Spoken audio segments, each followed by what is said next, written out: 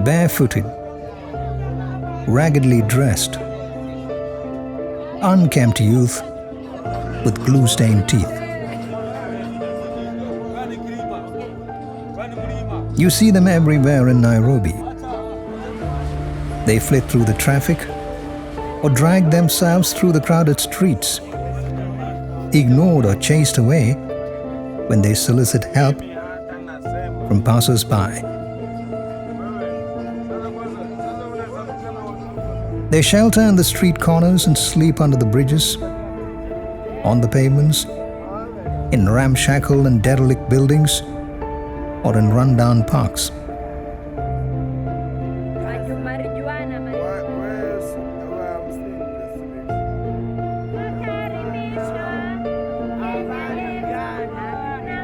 They suffer from malnutrition, are sleep-deprived, and exposed to the vagaries of nature, the scorching sun, the freezing cold, and the drenching rain. Malnourished, ignored, and feared. They are maltreated and abused even by their peers.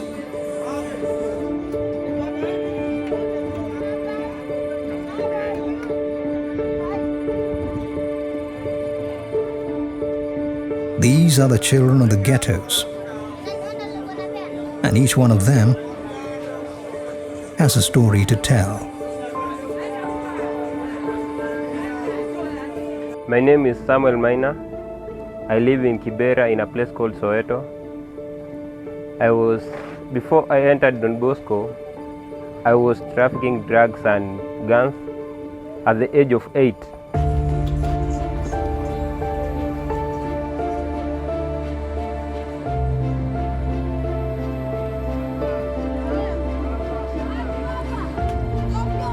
They make up approximately 70% of the ghetto population. Raised mostly by single parents, they have little educational qualifications and consequently limited employment opportunities.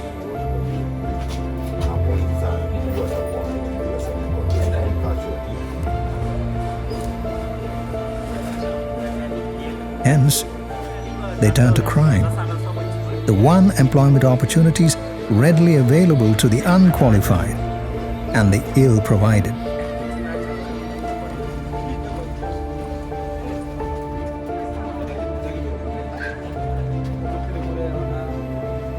The ghettos are out of bounds for the outsider. The youth who are branded criminals are easy targets for the police. And their lives could be quickly snuffed out with no questions raised about their right to life and security.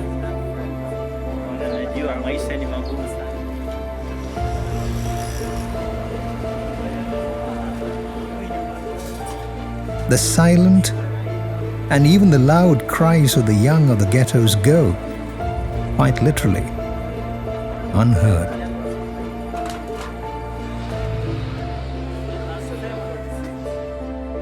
The need of the hour is empathetic hearts.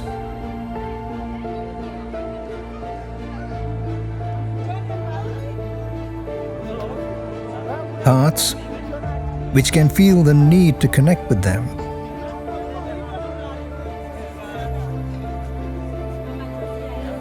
And provide both for their affective and material needs as they strive to survive in their tin roof shanties.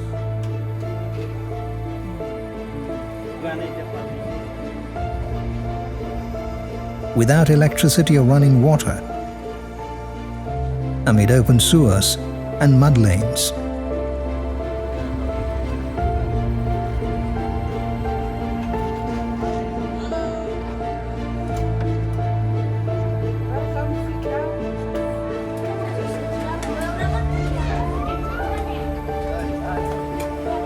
Given their birth and growth circumstances, they are easily sucked into a life of vices and easily succumb to the consequences of alcohol intake, drug addiction associated with malnutrition and infections.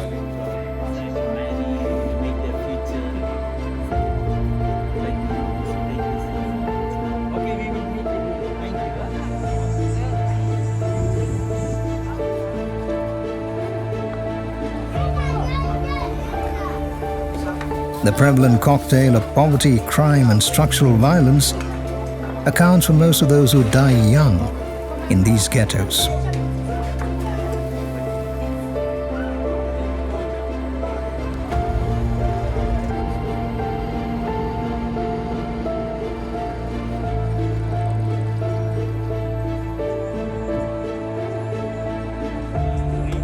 In 1841, in an analogous situation, Don Bosco heard the cry of the young on the streets of Turin. Work with the children in need is the main mission that preoccupied the mind and the heart of Don Bosco. Our mission here in FE province, the province of Eastern Africa, is a continuation of the same mission of Don Bosco. The physical and moral dangers to which the youth of Turin were exposed led him to initiate several works meant to change their mindset.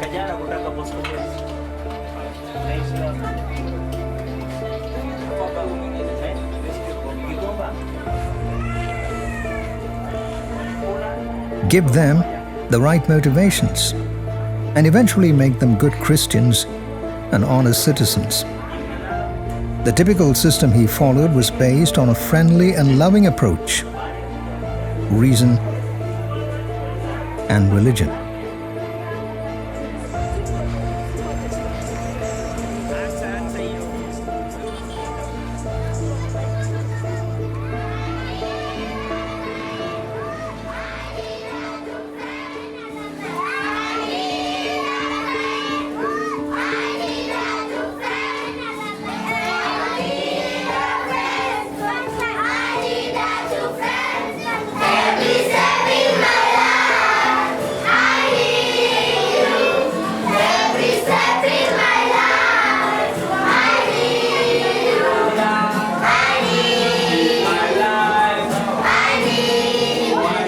The community-based shelter in Kariva, a Nairobi ghetto, follows the same system and has the same scope as Don Bosco. I would say the idea came actually from Father Joe Prabhu. It was his initiative, and he said he needed someone to help him. He expressed his desire in the community meeting, and the then rector, Father Edward Liptak, asked for volunteers, and I joined Joe Prabhu, and that is how we began.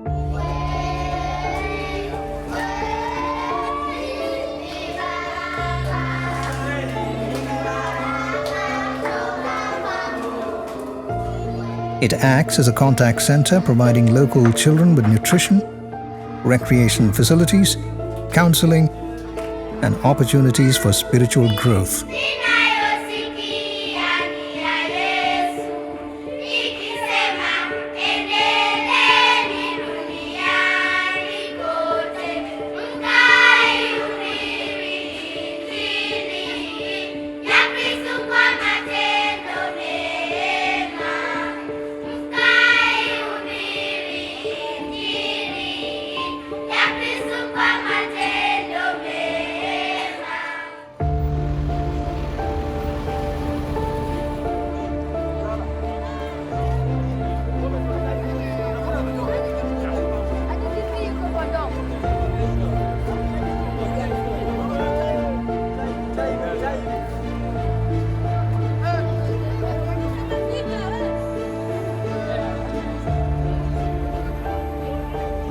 Born in the ghettos, they land up on the streets. On special occasions, the Salesians gather them together from different parts of the city of Nairobi and bring them to Don Bosco Langata Rehabilitation Center, where they are welcomed in the best of Salesian traditions. I myself was part of the team that was going to the street in the 1990s to reach out the young people. And today I'm really happy that this work is continued with the same enthusiasm.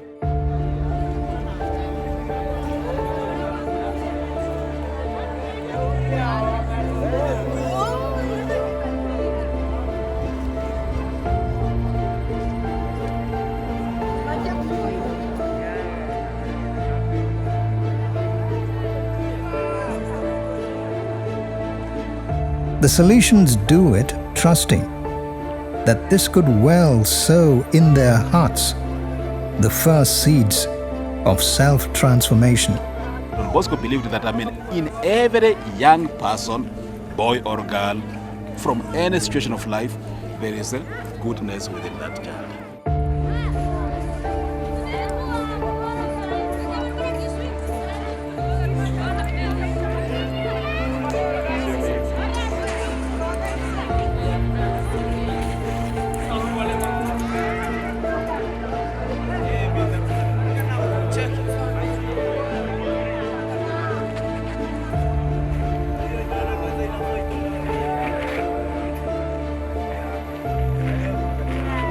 Yet, for the children of the ghettos, the pull of the street could prove too strong. Many returned to a life they had left behind. Still, the Salesians persist. It was not easy to make that option of changing my life, because I used to live a free life and I wanted a lot of money, so I had to steal. But when I came to Don Bosco, they really changed my life. For the children, what I found was some of them would just suddenly one day decide to go back to the street. And I felt sad, but I realized there is no point. I allow them to go. Then after some time they come back, So once they come back, they are more determined.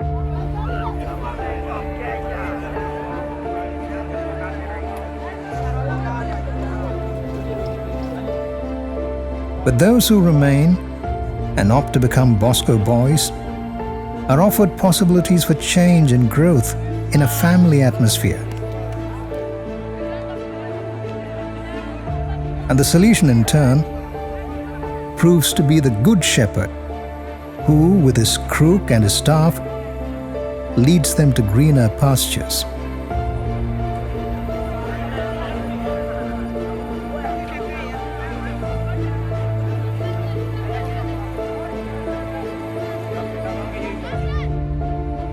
And with time, they reach heights they could never ever have dreamt of before contacting the Salesians. When we see the little kids grow up and succeed in life, we've always, that was the aim of our benefactor, Mzee Jasani, Chandubai Jasani. The work begun in the first contact center at Kariba in 1990 has grown into a permanent home, Bosco Boys, Kubinda. The young at Bosco Boys have a place to call a home, where their basic needs are met. Emphasis is laid on education, and moral and spiritual support is assured.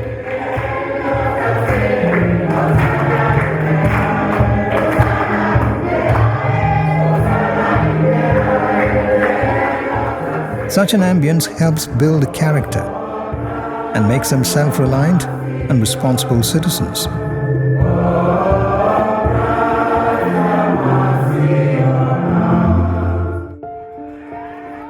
The feeling of being loved and helped in a family atmosphere generally helps them resist the street's persistent pull. He used to be in the street, but the moment he joined the Don Bosco fraternity, he changed a lot. Like his behavior nowadays, he doesn't sleep outside, and if he sleeps out, then there's a reason. And it has also taught him to communicate. Like if he feels this is not working out for me, he speaks out so that you are able to know his mind and understand him. And one of the other things it has helped him with is that personally I also got to be a beneficiary of Don Bosco through him when we were taken through the welfare training for loans and savings, basic literacy skills. So in the process, as they helped me to handle my finances and even to be able to build them, to build up finances, he's also helped, because when he comes home, at least there's something for him to eat.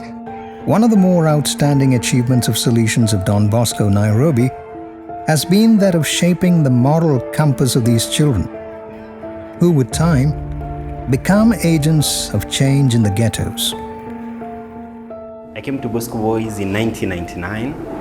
I made it to the university where I studied computer engineering. I am now a proprietor or an investor. The children who were with the Salesians of Don Bosco once usually are the link to the hard-to-reach areas in the slum. And the center at Kariva is youth-led. When I came to Bosco Boys, my life turned around. I grew up at Bosco Boys Kuwinda. Before I came to Bosco Boys, I was a former street boy in Kawangware. I passed my primary school exam and proceeded to high school. And after high school, I came back to Bosco Boys to volunteer so that I could give my appreciation back to the community. As a class 6 teacher, I was teaching science and also teaching young kids computer studies. And after that, I was very lucky because Father Sebastian gave me an opportunity to join university.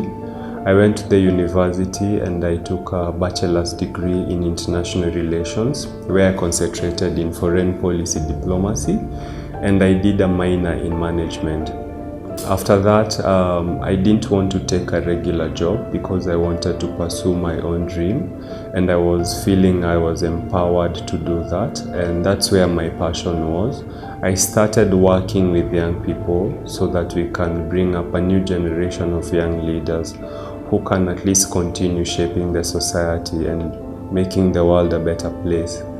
In my journey of self-discovery and after university, my university education, I also took up different courses and I joined different groups. I followed the President's Award until I got the Golden Award from the President.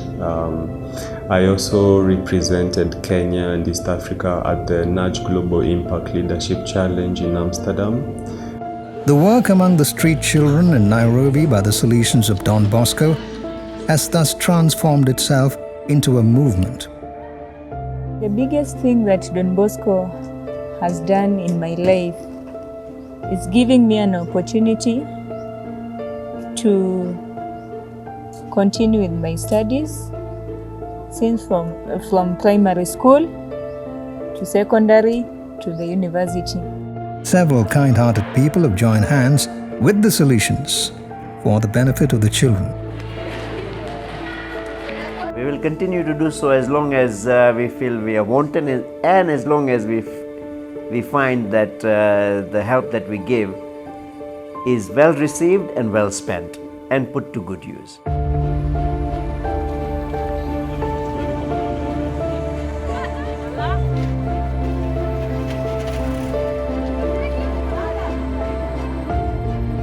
We live in a social structure where we need each other.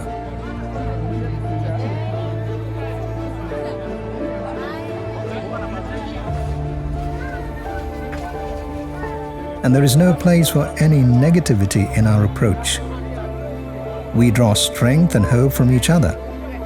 And we live by the great African concept of Ubuntu. I need you to be me, and you need me to be you. Our families are built up and empowered as our children are going to higher levels of education. They're built morally, spiritually, mentally, psychologically, and when that happens, even our families are built up and taken to another level.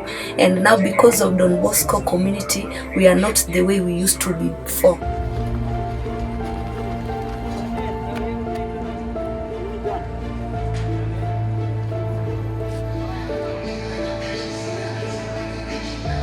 As catalysts of change, the Salesians who champion the cause of children and youth push ahead to the point of the proverbial recklessness which so characterized St. John Bosco.